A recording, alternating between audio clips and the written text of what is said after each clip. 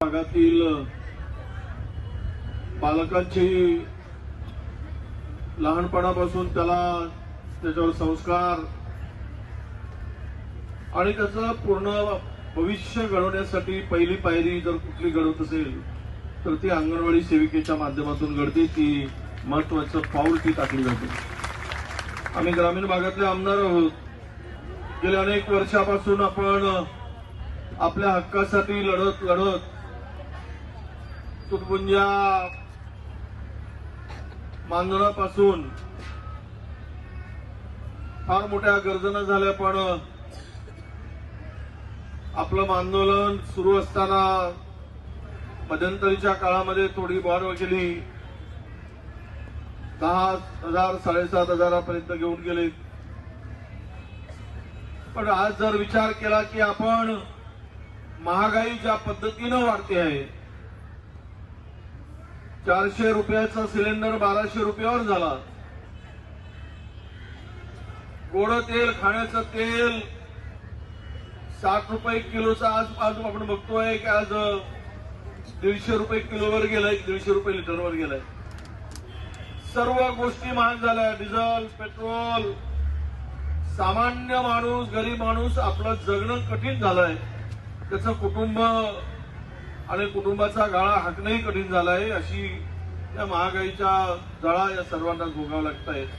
अशा स्थितीमध्ये जे मानधन मिळतंय ते अत्यंत अपुरं आहे आणि म्हणून आपण आंदोलन सुरू केलं. पण मला एक सांगायला पाहिजे की तुम्ही एवढे मोठे आंदोलन केलं, विधान भवनावर मोर्चा आला, 2-2 मोर्चे तुमचे निघाले. या देशामध्ये आंदोलन हा शांततेच्या मार्गाने आंदोलन करणं हा संविधानिक अधिकार आहे, कायद्याने दिलेला अधिकार आहे. पण अलीकडे संविधान असेल किंवा कायदे मंडळ असेल, यावर जरा हुकुमशाही जास्त घोंगावती आहे असं मला या ठिकाणी विशेष नमूद करावं लागेल.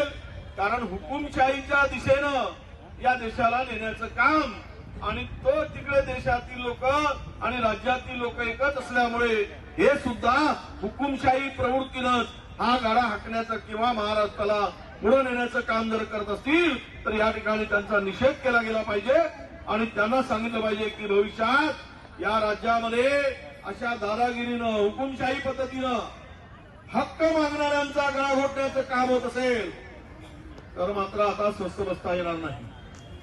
आता स्वस्थ बसू शकत नाही. तुमच्या हक्कासाठी तुम्ही आलात आणि तुम्हाला कारणे दाखवा नोटीस. काही ताईंना काढून टाकलं गेलं, पोस्टाने पाठवलं गेलं आहे काय, आणि डायरेक्ट तुम्हाला चर्चेसाठी कोणी थांबवलं? या खात्याच्या मंत्र्यांनी चर्चेसाठी यायला पाहिजे होता, चर्चेसाठी बोलावून घ्यायला पाहिजे होता. पण चर्चा न करता कारवाई जर करत असाल तर याद राखा, तुमचे दिवस काही फार नाही. तुम्हाला ही अंगणवाडी सेविका उचलायचं राहणार नाही. मला माहित आहे, मी ग्रामीण भागातला कार्यकर्ता आहे, आमदार आहे. जर एक अंगणवाडी सेविका मनात आणली, एका गावातले 100 मतं या नालायक लोकांचे कमी केल्याशिवाय राहतात. आणि तो निर्धार तुम्हाला करावाच लागेल.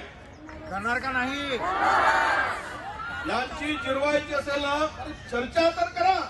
देणं घेणं कमी जास्त हा नंतरचा विषय आहे.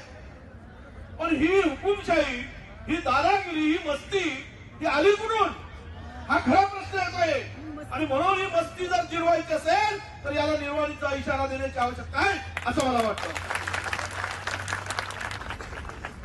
आणि नक्कीच ज्यांना सद्बुद्धी हो आणि हा लवकर विषय सोडवा, नाहीतर उंदरासारखे मराल आणि तुमची सरकार जाईल.